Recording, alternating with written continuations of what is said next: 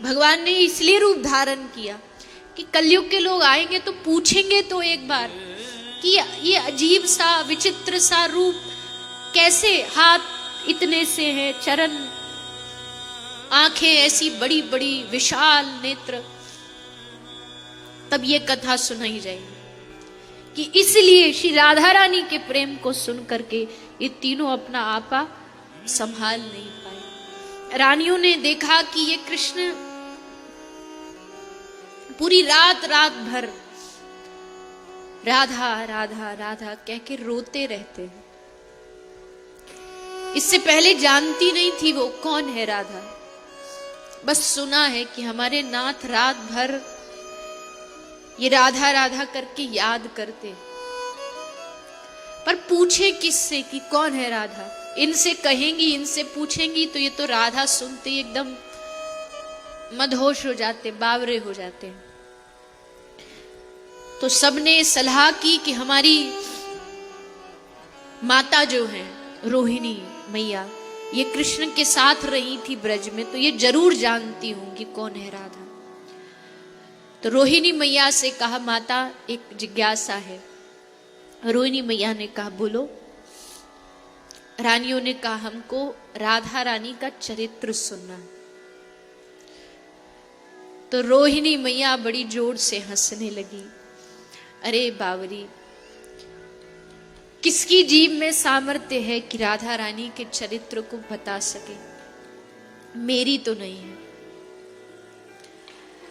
अच्छा ठीक है, आप नहीं बता सकती, आप नहीं बता सकती तो कुछ थोड़ा सा, ज्यादा नहीं, कुछ थोड़ा हमें बता दीजिए।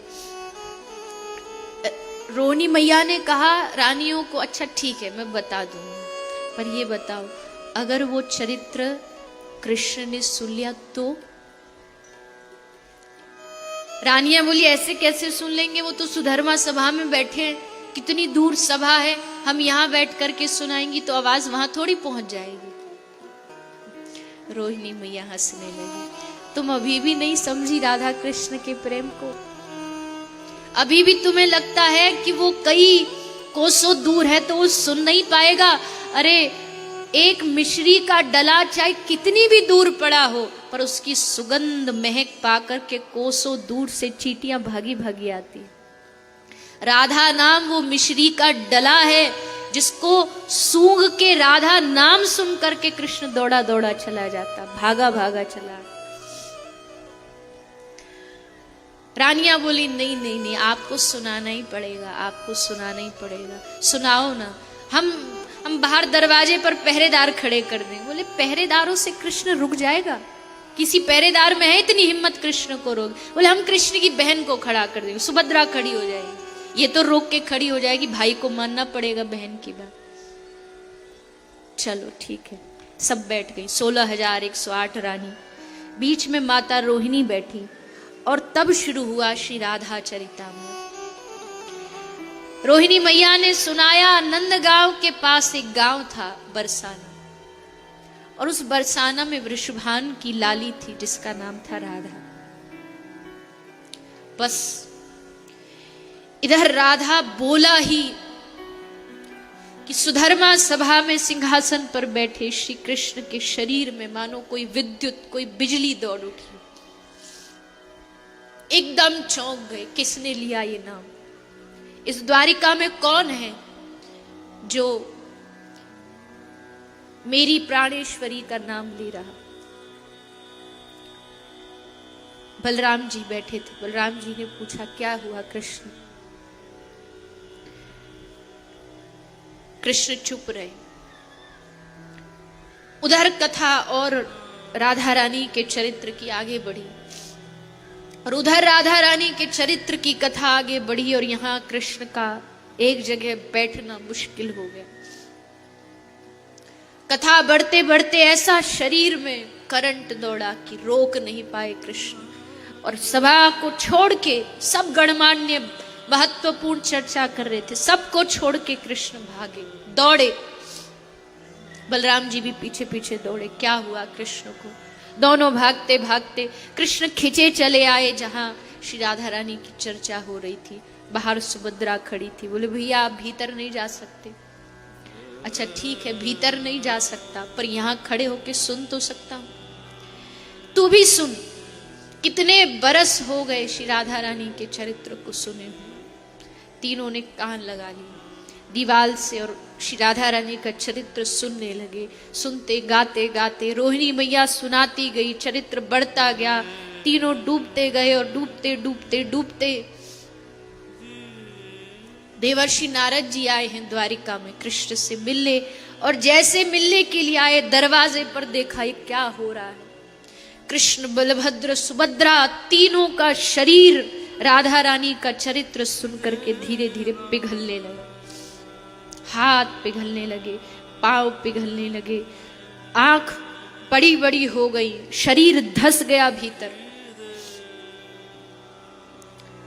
कोई कहे ऐसा कैसे हो सकता है, लोहा पिघल नहीं सकता, लेकिन अगर लोहे को गर्माहट दी जाए तो लोहा भी पिघल जाता है। प्रेम की जब वो सुंदर चर्चा होती है तो शरीर पिघल गया। कहां होगा दुनिया में ऐसा प्रेम, कहां होगा ऐसा चरित्र राधा रानी का कि शरीर ही तीनों का पिघल गया। और वही मूर्ति आज उड़ीसा में श्री जगन्नाथ प्रभु के रूप में बलभद्र, सुभद्रा, जगन्नाथ तीनों विराजमान। इस बात का प्रमाण है, ये श्री राधा रानी के प्रेम का प्रमाण है जगन्नाथ भगवान। आप सब जिस भूमि पे हैं, जगन्नाथ भगवान कोई पुण्यों के देवता नहीं है, जगन्नाथ भगवान प्रेम के देवता है। भगवान ने इसलिए रूप धारण किया कि कलयुग के लोग आएंगे तो पूछेंगे तो एक बार कि ये अजीब सा विचित्र सा रूप कैसे, हाथ इतने से हैं, चरण, आंखें ऐसी बड़ी बड़ी, विशाल नेत्र। तब ये कथा सुनाई जाएगी कि इसलिए श्री राधा रानी के प्रेम को सुन करके ये तीनों अपना आपा संभाल नहीं पाए। और उसी प्रेम मूर्ति को भजने के लिए राधा कृष्ण ने कली काल में श्री चैतन्य महाप्रभु के रूप में अवतार लिया। बंगाल से चल करके उड़ीसा जगन्नाथपुरी महाप्रभु आए, और जब जगन्नाथ भगवान के पहली बार जब गए उनके गर्भगृह में, सार्वभौम भट्टाचार्य वहीं खड़े थे। जैसे देखा एक बड़ा लंबा चौड़ा सन्यासी कैसे बावरों की तरह हा श्री राधे, हा श्री राधे, हरि बोल कह के कैसे बिलक बिलक के रो रहा, पागलों की तरह, जैसे बच्चा रोता है। अब रो नहीं रहा, बेहोश होके मूर्छित होके धरती पर गिर पड़े। ये कैसा भगवान है, ये कैसा साधु है। सन्यासी कभी रोता है, सन्यासी कभी नाचता है, लेकिन ये देखो। और फिर आज भी प्रमाण है जगन्नाथ मंदिर में, जब विरहातुर होके महाप्रभु खंबे से अपने जकड़ते थे उस खंबे को, तो प्रेम में खंबा पिघल जाता और महाप्रभु के उंगलियों के निशान उस खंबे पर छप गए। वो इस प्रेम का प्रमाण है कि देखो प्रेम क्या कर सकता है। और फिर अंत में वो महाप्रभु सीधा जाकर के उन्हीं श्री जगन्नाथ भगवान में समा गए। ये है श्री राधा रानी का प्रेम, शब्दों से परे, शब्दातीत। किसी अच्छे से अच्छे अरे विद्वान छोड़, अगर कृष्ण को भी कह दिया जाए ना कि सुनाओ राधा रानी की महिमा, तो कृष्ण भी हाथ खड़े कर देंगे, मेरे बस की बात नहीं है। राधा रानी की महिमा न मेरी गाने की सामर्थ्य न किसी और की, बस उनका बन जाओ, बस इसी में आनंद।